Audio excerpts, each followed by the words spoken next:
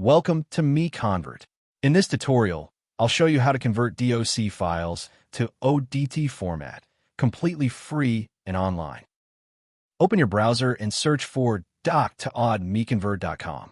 Click on the first result to go directly to the converter. You're now on the DOC to ODT converter page. The interface is clean and easy to use. Let's upload a file. Click the Choose File button. A file picker will open. Select the DOC file you want to convert, then click Open. Your file is loaded and ready.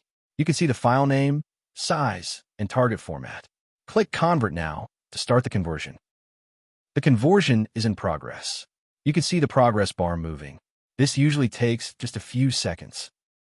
Done. Your file has been converted successfully. Click Download to save the ODT file to your computer. That's it. Visit MiConvert.com for more free conversion tools. Subscribe for more tutorials. Thanks for watching.